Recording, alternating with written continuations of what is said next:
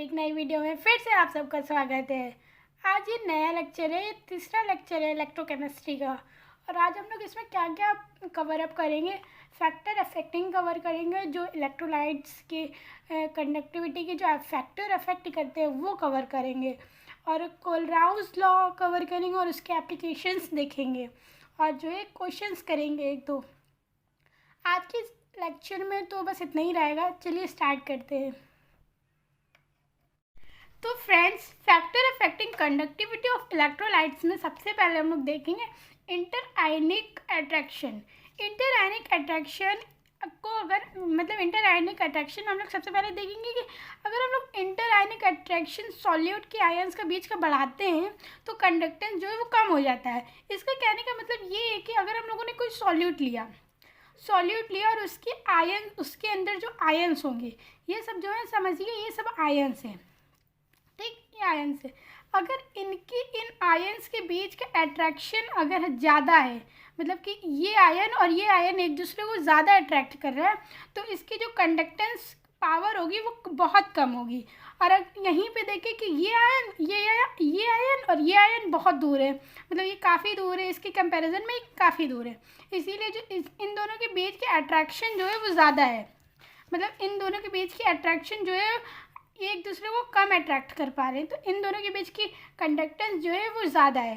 अगर ज़्यादा अट्रैक्ट करें तो कंडक्टेंस कम है, और अगर कम अट्रैक्ट करें तो कंडक्टेंस ज़्यादा है। मतलब कि अगर ये दोनों आयंस एक दूसरे को अट्रैक्ट करेंगे तो रिपल ज़्यादा करेंगे। अगर रिपल ज़्यादा करेंगे तो हम लोगों को पता है कि सी जो है वो किसके बराबर होता है, 1/r के बराबर होता है ना। जो सी होता है, कंडक्टेंस जो होता है वो 1/r के बराबर होता है। सी जो है 1/r के बराबर होता है, मतलब कि अगर r कम है, अगर r को हम लोग बढ़ाएंगे तो ये c कम होगा। अगर r को बढ़ा रहे हैं तो इंटर आयनिक अट्रैक्शन जो है वो अगर हम बढ़ाएंगे तो r बढ़ेगा। इंटर आयनिक अट्रैक्शन अगर हम लोग बढ़ाएंगे तो इन दोनों के बीच में रेजिस्टेंस बढ़ेगा। रेजिस्टेंस मतलब ये एक दूसरे से जल्दी टकराएंगे, और अगर जल्दी टकराएंगे तो कैपेसिटेंस कम हो जाएगा। अगर इन दोनों के बीच की दूरी ज़्यादा है, मतलब इंटर आयनिक अट्रैक्शन बहुत कम है, तो कम टकराएंगे तो कैपेसिटर ज़्यादा हो जाएगा। ठीक है, पहला पॉइंट तो कंप्लीट हो गया। अब दूसरे पॉइंट में कहते हैं polarity of solvent. Polarity of solvent में कहते हैं कि अगर जो है सॉल्वेंट का पोलराइज्ड ज़्यादा है, अगर सॉल्वेंट का पोलराइज ज़्यादा है तो उसकी आयनाइजेशन और कंडक्टिविटी जो है वो भी ज़्यादा होगी। मतलब कि अगर जो है सॉल्वेंट में जो आयंस हैं वो ज़्यादा पोलराइज्ड हो रहे हैं, मतलब ज़्यादा पॉजिटिवली या निगेटिवली चार्ज दे रहे हैं, तो उसकी आयोनाइजेशन पावर और कंडक्टिविटी वो बहुत ज़्यादा होगी। ठीक है, ये समझ आ गया ना। अब तीसरा देखते हैं विस्कोसिटी ऑफ मीडियम। क्या विस्कोसिटी ऑफ मीडियम में से पढ़ने से पहले हम लोग देखेंगे विस्कोसिटी होता क्या है। विस्कोसिटी मतलब ये होता है कि जैसे हम लोगों ने कोई लिक्विड ले लिया, ये हमारा लिक्विड है। अब जो इसके लिक्विड का जो सरफेस है, ये मतलब कंटेनर है, ये कंटेनर है, और कंटेनर के बीच की जो सरफेस है, सरफेस के ऊपर जो पहली लेयर होती है, ये एक लेयर हो गई, ये दूसरी लेयर हो गई, और ये तीसरी लेयर होगी। जो सरफेस के सबसे पास जो लेयर होती है उसकी स्पीड बहुत कम होती है, और जो उससे थोड़ी सी दूर होती है उसकी स्पीड उससे थोड़ी ज़्यादा होती है, और जो सबसे दूर होती है उसकी स्पीड सबसे ज़्यादा होती है। मतलब कि विस्कोसिटी ऑफ पावर, विस्कोसिटी मतलब ये होता है कि वो कितनी तेज़ी से फ्लो कर रहा है, कितनी तेज़ी से बह रहा है। तो मतलब पहली लेयर कम तेज़ी से बहेगी, उससे आगे वाली लेयर उससे थोड़ी ज़्यादा तेज़ी से बहेगी, और जो सबसे लास्ट वाली लेयर होगी वो बहुत तेज़ी से बहेगी पहले वाले के कंपैरिजन में। ये होती है विस्कोसिटी। और विस्कोसिटी में जो है ये याद रखने वाली बात होती है कि अगर विस्कोसिटी हम लोग बढ़ाएंगे, मतलब कि अगर हम लोग ये देखेंगे कि ये जल्दी जल्दी बहें तो इसका रेजिस्टेंस भी बढ़ेगा। ठीक, अगर विस्कोसिटी बढ़ाएंगे तो रेजिस्टेंस भी बढ़ेगा, मतलब विस्कोसिटी जो है वो आर के डायरेक्टली प्रोपोर्शनल है। ठीक, अब देखते हैं कि विस्कोसिटी ऑफ मीडियम क्या होता है। ये तो समझ आ गया ना कि विस्कोसिटी अगर हम लोग बढ़ाएंगे तो रेजिस्टेंस भी बढ़ेगा। तो अब हम लोग देखते हैं विस्कोसिटी ऑफ मीडियम क्या होगा। On increasing viscosity of medium को अगर हम लोग बढ़ा रहे हैं the conductance will be decreases, मतलब कि विस्कोसिटी ऑफ मीडियम अगर हम लोग बढ़ा रहे हैं तो कंडक्टेंस जो है वो कम हो जाएगा। जाहिर सी बात है कि अगर हम लोग ये जानते हैं कि जो है आर जो होता है वो इन्वर्सली प्रोपोर्शनल होता है कंडक्टेंस के, तो अगर हम लोग आर बढ़ा रहे हैं तो कंडक्टेंस कम होगा, क्योंकि आर तो वी के डायरेक्टली प्रोपोर्शनल है ना। अगर वी बढ़ाएंगे तो आर बढ़ेगा, अगर आर बढ़ रहा है तो वी कम होगा। ठीक, इतना तो समझ आ गया ना। अब तीसरा पॉइंट देखते हैं, डाइल्यूशन। तो फ्रेंड्स अब हम लोग देखेंगे कि इलेक्ट्रोलाइटिक कंडक्टेंस में डाइल्यूशन का क्या रोल है। इससे पहले हम लोग देखेंगे डाइल्यूशन होता क्या है। डाइल्यूशन मतलब ये होता है कि अगर हम लोगों ने कोई सॉल्वेंट लिया और सॉल्वेंट में हम लोगों ने थोड़ा सा सॉल्यूट डाला जो उसमें डिज़ोल्व हो जाए, अगर वो डिज़ोल्व हो गया तो डाइल्यूशन कहलाएगा, और अगर वो सॉल्यूट सॉल्वेंट में डिज़ोल्व ना हुआ तो कंसनट्रेटेड कहलाएगा। जैसे कि अगर हम लोगों ने 1 लीटर वाटर लिया, 1 लीटर पानी लिया और उसमें थोड़ी सी मतलब कि 10 ग्राम हम लोगों ने चीनी डाल दी, उसमें 10 ग्राम चीनी डाल दी, तो ये बताइए कि वो जो है वो वाटर जो है अगर हम लोगों ने उसमें 10 ग्राम चीनी डाली तो वो डिज़ोल्व हो जाएगी ना, मतलब जो चीनी है वो वाटर में डिज़ोल्व हो जाएगी, तो वो हो जाएगा डाइल्यूशन। और वही हम लोगों ने 1 लीटर पानी लिया और उसमें हम लोगों ने जो है 150 ग्राम चीनी डाल दी, तो वो जाहिर सी बात है वो डिज़ोल्व नहीं होगी, वो चीनी ऊपर ही ऊपर आएगी और पानी भी थोड़ा हम लोगों का ख़त्म हो जाएगा उसको मिलाने के बाद। तो अगर वो डिज़ोल्व नहीं हो रही है तो वो कंसनट्रेटेड, और अगर वो डिज़ोल्व हो जा रही है तो डाइल्यूशन। ठीक, डाइल्यूशन समझ आ गया ना कि डाइल्यूशन होता क्या है। अब देखेंगे कि इसमें रोल क्या है इसका। इसके डाइल्यूशन में अगर हम लोग डाइल्यूशन को अगर हम लोग बढ़ाते हैं, इलेक्ट्रोलाइटिक कंडक्टेंस जो है वो बढ़ जाता है। डाइल्यूशन अगर हम लोग बढ़ाएंगे तो इलेक्ट्रोलाइटिक कंडक्टेंस बढ़ जाएगा। अब इसमें 2 चीज़ें पड़ेंगी, एक स्ट्रॉन्ग इलेक्ट्रोलाइट के लिए और इसमें एक वीक इलेक्ट्रोलाइट के लिए, एक स्ट्रॉन्ग इलेक्ट्रोलाइट के लिए और एक वीक इलेक्ट्रोलाइट के लिए। स्ट्रॉन्ग इलेक्ट्रोलाइट में जो है कह रहे हैं कि अगर हम लोग डाइल्यूशन का स्ट्रॉन्ग इलेक्ट्रोलाइट के साथ देखें तो इंटर आयनिक अट्रैक्शन अगर हम लोग कम करेंगे तो कंडक्टेंस बढ़ जाएगा। अभी हम लोगों ने उसमें देखा विस्कोसिटी वाले में, और ऊपर जो है देखा था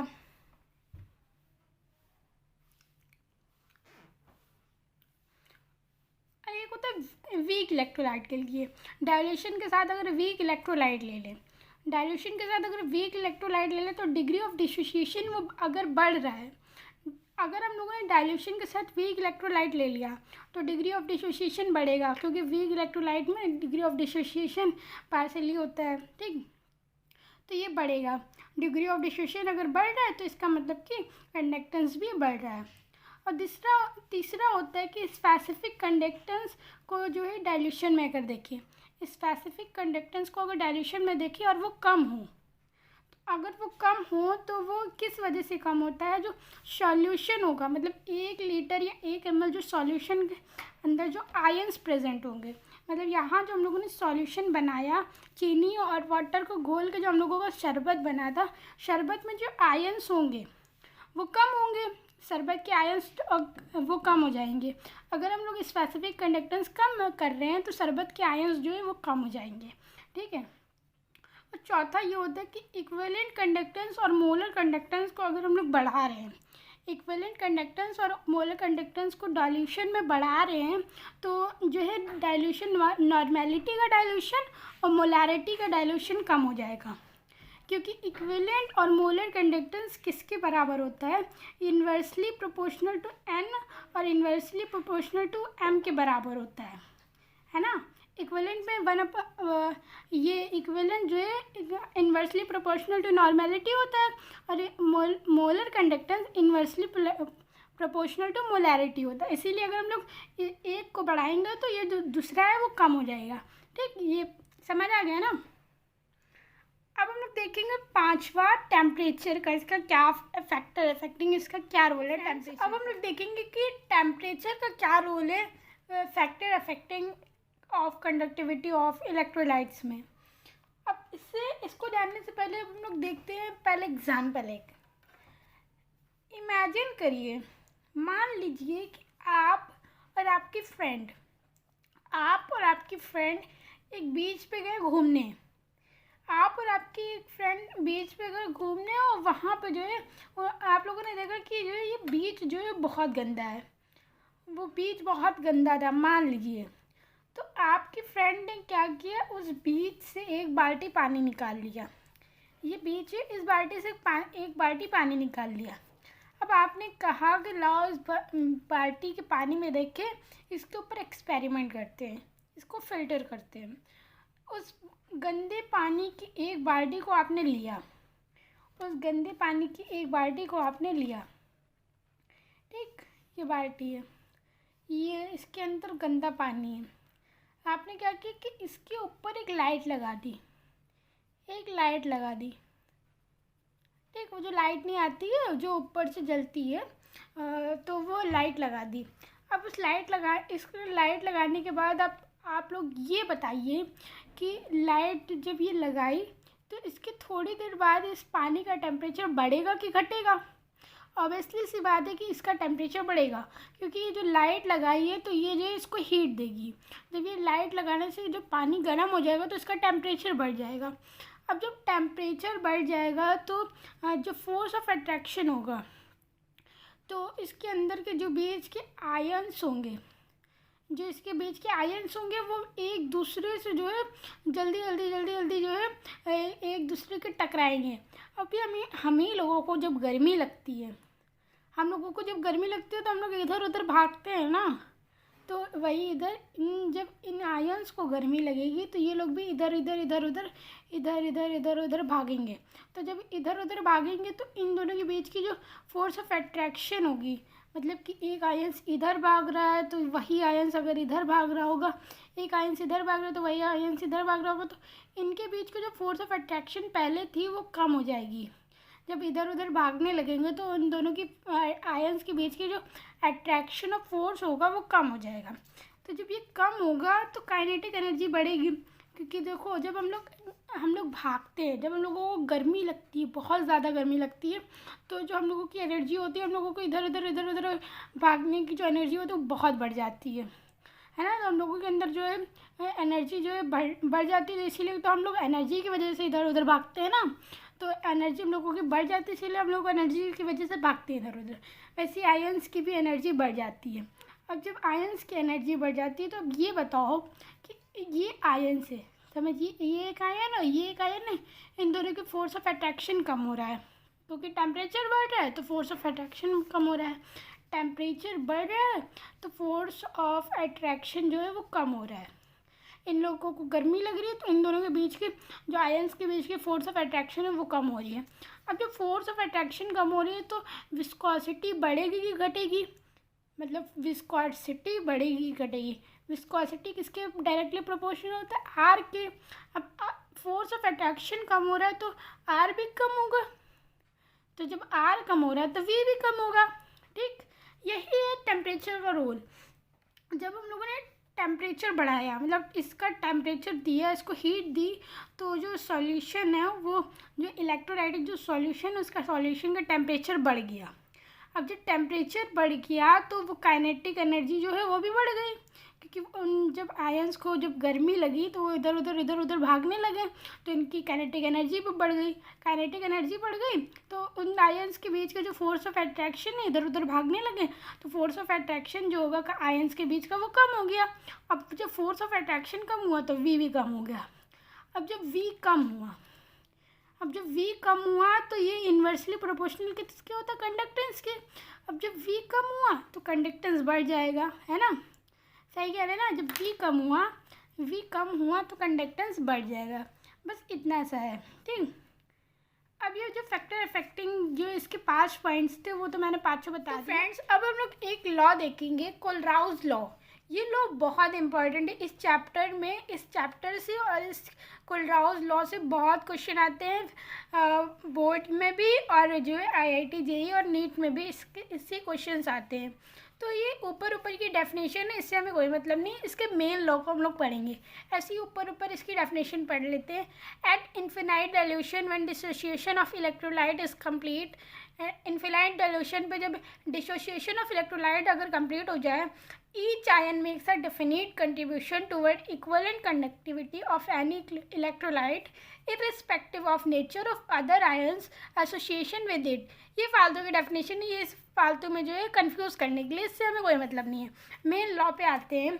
अकॉर्डिंग टू दिस लॉ, मतलब कि कोलराउज लॉ के अनुसार the equivalent conductivity of any electrolyte और at infinite dilution is equal to, मतलब कि इन्फिनाइट डाइल्यूशन पे किसी भी इक्विवेलेंट कंडक्टिविटी की इन्फिनाइट डाइल्यूशन पे किसी भी इक्विवेलेंट कंडक्टिविटी, मतलब कि इक्विवेलेंट कंडक्टिविटी की इन्फिनाइट डाइल्यूशन पे जो है ये किसके इक्वल होगा, अगर हम लोग इक्विवेलेंट आयनिक कंडक्टेंट का एडिशन कर दें। मतलब कि कैटायन आयनिक मतलब क्या होगा, या तो एक पॉजिटिव होगा या तो एक निगेटिव होगा। मतलब कि कैटायन और एनायन का अगर हम लोग इक्विवेलेंट कंडक्टिविटी ऐड कर दें, मतलब कि कैटायन की इक्विवेलेंट कंडक्टिविटी और एनायन की इक्विवेलेंट कंडक्टिविटी को ऐड कर दें तो हमें equivalent conductivity at infinite dilution मिल जाएगा। ठीक है, ये बस छोटा सा लॉ और बहुत आसानी, इसमें कंफ्यूज होने की कोई ज़रूरत नहीं है। बस इस लॉ को, इसे जो है फॉर्मूले को देख लीजिए, इसी से आपको समझ आएगा। क्या कहा हमने कि इन्फिनाइट डाइल्यूशन पे, ये इसका मतलब इन्फिनाइटी तो होता है ना, इन्फिनाइट डाइल्यूशन पे इक्विवेलेंट कंडक्टिविटी किसके बराबर होगी, इन्फिनाइट डाइल्यूशन ऑफ कैटायन की equivalent conductivity plus anion infinite dilution of equivalent conductivity के बराबर होगी। कैटायन की इक्विवेलेंट कंडक्टिविटी और एनायन की इक्विवेलेंट कंडक्टिविटी इन्फिनाइट डाइल्यूशन को ऐड कर दें तो हमें टोटल मिल जाएगी कि equivalent conductivity at infinite dilution. ठीक, बस इतना सा लॉ। अब आप लोग सोच रहे होंगे कि अगर इक्विवेलेंट कंडक्टिविटी की होगी तो जो है मोलर कंडक्टिविटी की भी होनी चाहिए। बस मोलर कंडक्टिविटी में थोड़ा सा छोटा सा कॉन्सेप्ट है, उसको समझने की ज़रूरत है। तो यहाँ पे कह रहे हैं कि at infinite dilution the molar conductivity will be equal to the its component at infinite dilution. मतलब कि सेम होगा, पूरा इक्विवेलेंट के ही जैसा होगा, सेम टू सेम इक्विवेलेंट के जैसा होगा। मतलब कि infinite dilution at molar conductivity equal to किसके होगा, infinite dilution of cation molar conductivity का और इन्फिनाइट डाइल्यूशन ऑफ एनायन। लेकिन यहाँ पे जो है अगर हम लोग कोई रिएक्शन ले रहे हैं तो उसका एम और एन, मतलब एम जो है वो कैटायन के आगे लग जाएगा और एन एनायन के आगे लग जाएगा। अब ये एम क्या है, एम ये है number of cation present in 1 mole of electrolyte. मतलब कि अगर हम लोगों को कोई केमिकल इक्वेशन दिए या केमिकल रिएक्शन दिए तो हम लोग इसमें पहले देखेंगे कैटायन कौन है, एनायन कौन है। कैटायन के देखने के बाद देखेंगे कि कैटायन के कितने मोल इलेक्ट्रोलाइट प्रेजेंट हैं। मतलब कि अगर 2 मोल प्रेजेंट है तो 2 कैटायन होंगे। ठीक, एम की जगह 2 आएगा। अगर 1 प्रेजेंट है कैटायन तो 1 आएगा। ठीक है, और वैसे ही एन भी है, एन एनायन के लिए, एम कैटायन के लिए। Number of anion present in 1 mole of electrolyte. मतलब कि अगर हम लोगों को कोई केमिकल रिएक्शन दिए उसमें हम लोग देखेंगे कि एनायन कौन है, एनायन के कितने मोल प्रेजेंट है। ठीक, ये एग्जाम्पल से समझ आ जाएगा। अभी कंफ्यूज कर रहा होगा लेकिन एक आप एग्जाम्पल देखेंगे बहुत ईजिली समझ। तो फ्रेंड्स अब हम लोग एक एग्जाम्पल से देखेंगे।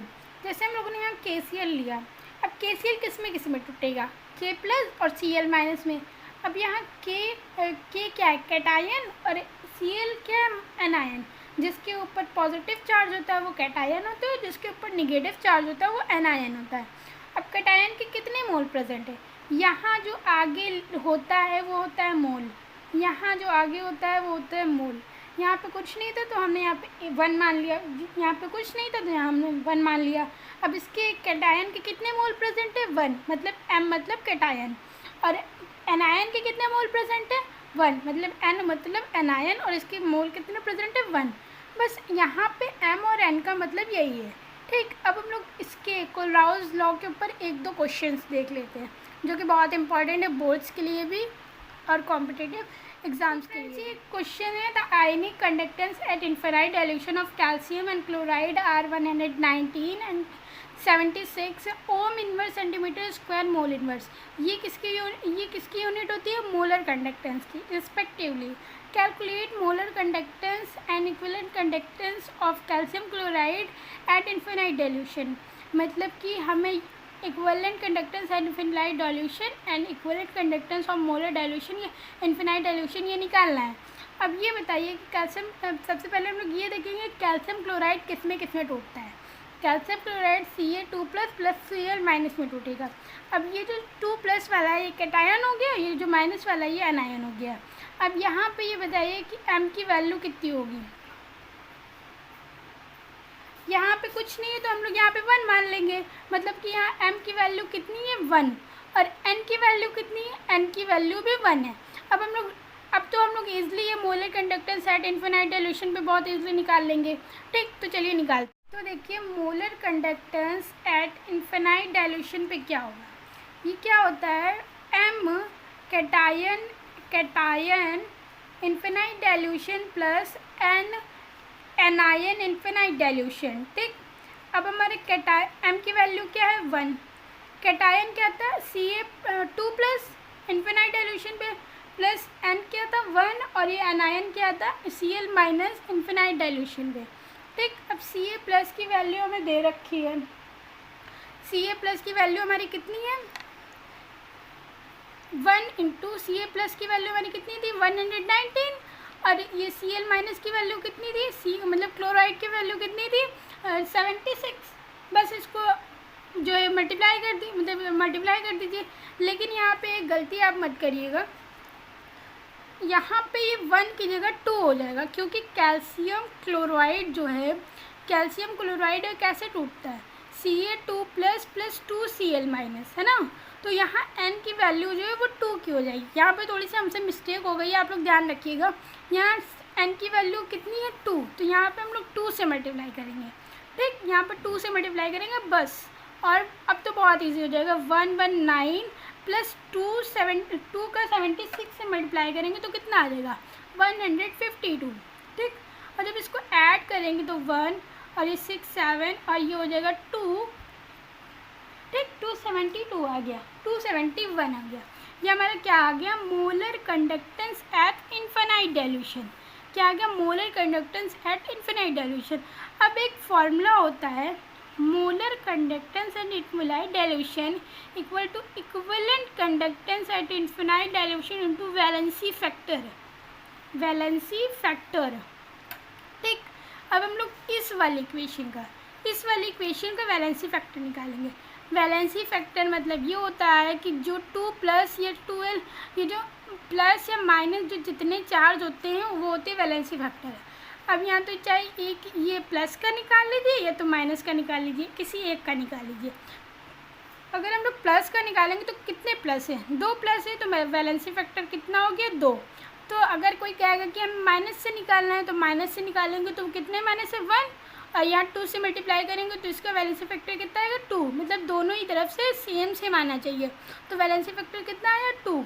तो अब हम लोग यहाँ पे वैलेंसी फैक्टर से मल्टीप्लाई करेंगे और यहाँ से हम लोगों को इक्विवेलेंट कंडक्टेंस इन्फिनाइट डाइल्यूशन पे मिल जाएगा।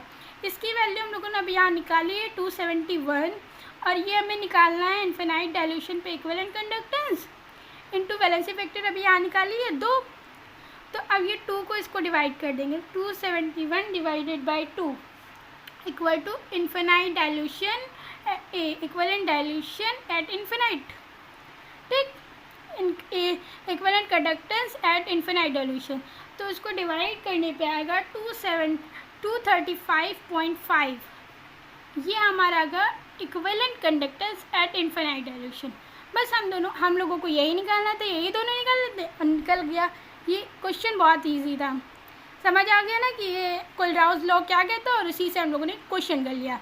अब चलिए दूसरा क्वेश्चन करते हैं, वो बहुत इंपॉर्टेंट है, ये इससे भी ज़्यादा इम्पॉर्टेंट है और काफ़ी अच्छा क्वेश्चन है।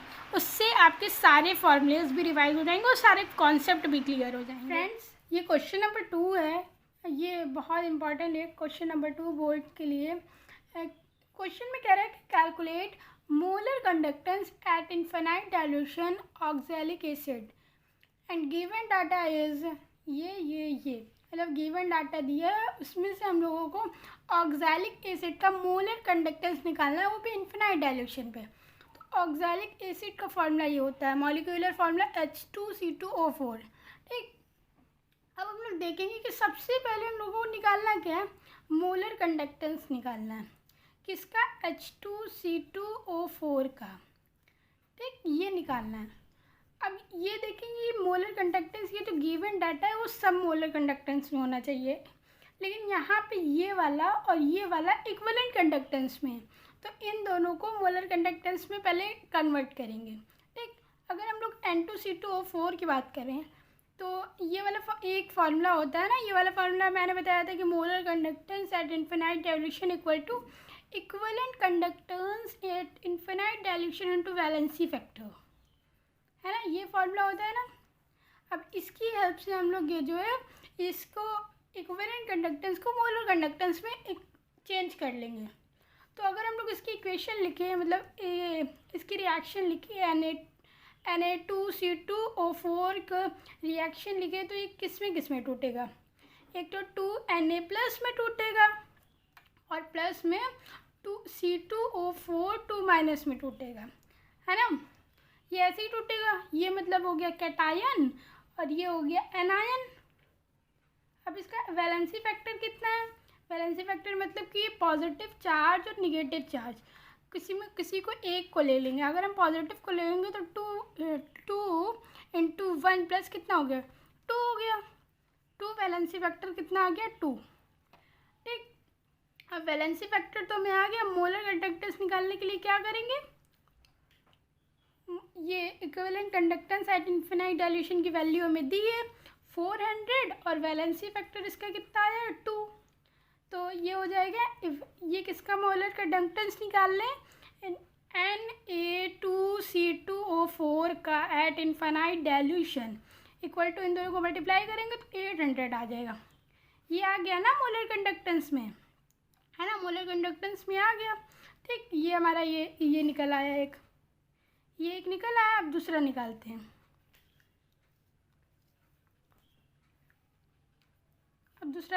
हैं। अब हम लोगों को निकालना है Na2SO4 का, SO4 का। ये किस में टूटेगा? एक तो 2Na+ में टूटेगा, 2Na+ में, प्लस SO4 माइनस में टूटेगा। ठीक, SO4 माइनस में टूटेगा, तो इसकी वैलेंसी फैक्टर कितनी हो जाएगी? या तो इससे प्लस से करें तब भी 2 आएगी, माइनस से करेंगे तो तब भी 2 आएगी, मतलब वैलेंसी फैक्टर 2 आ गई।